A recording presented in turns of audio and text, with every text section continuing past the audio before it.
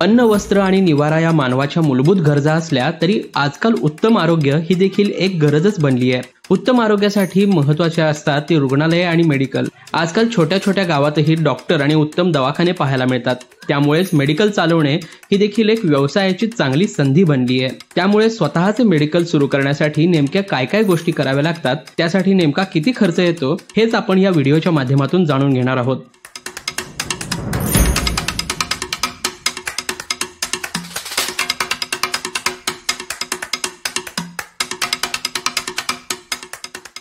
कोल्हापूरच्या शिंगणापूर रोडवर दिलीप पवार यांचे एक छोटेसे मेडिकल आहे।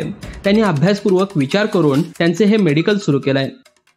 माझं श्री महालक्ष्मी मेडिकल शिंगणापूर मसवा मंदिर येथे आहे।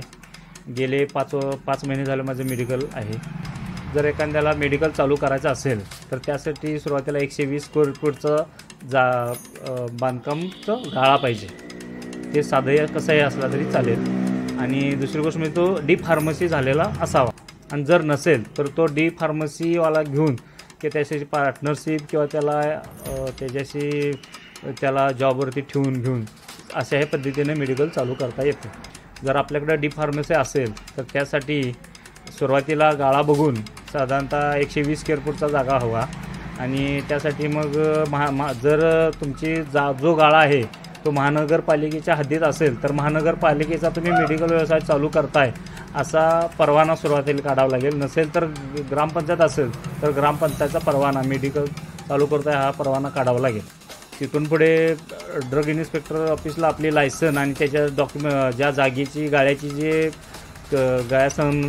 संबंधित कागदपत्र आहेत ते सबमिट करून तुम्हाला डी फार्मसीची त्याचं लायसन उपलब्ध होते। साधारणतः एक महिना कालावधी त्यासाठी लागतो। तर तुम्ही डॉक्युमेंट सबमिट केल्यानंतर साधारणतः 3 आठवडे किंवा साधारणतः 1 महिन्याच्या आसपास त्याच्यानुसार आपली कागदपत्राची तपासणी करून साधारणतः 1 महिन्याच्या आसपास आपले दुकान जे आहे ते किती स्क्वेअर फूट आहे, कुठं आहे, काय पाहणीसाठी ड्रग इन्स्पेक्टर येतात, त्याची शहानिशा करतात।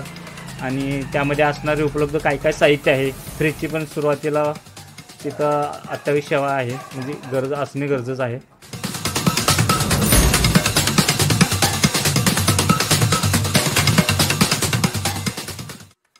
मेडिकल चालू करायचं असेल तर सुरुवातीला त्याच्यासाठी लागणारी प्रोसिजरमध्ये सॉफ्टवेअरसाठी साधारणतः सॉफ्टवेअर घ्यायचं असेल तर साधारणतः 20 ते 30 हजार रुपये त्याच्यासाठी खर्च येतो। एक फ्रीजची आवश्यकता गरज आहे, त्यातला एक साधारणतः मिनिमम 10,000 पर्यंत तो। आणि बाकीचं फर्निचर अगदी साध्या जर बऱ्यापैकी करायला गेलं तर एक 50,000च्या आसपास फर्निचर पण मिळू शकते। आणि त्यासाठी लागणारे मटेरियल मिनिमम कमीत कमी एक साधारणतः 2 लाखाच्या आसपास कमीत कमी 2 लाखाचं भांडवल भरून त्यामध्ये आपणाला व्यवसाय चालू करता येतो। दरम्यान कोणताही व्यवसाय करताना आपल्या व्यवसायातील बारीक सारीक गोष्टींची काळजी घ्यावी लागते। अशाच पद्धतीने मेडिकल चालवताना देखील सर्व लहान सहान गोष्टींची काळजी घेऊन उत्तमरित्या एखादं मेडिकल चालवता येतं। लोकल 18साठी साईप्रसाद महेंद्रकर, कोल्हापूर।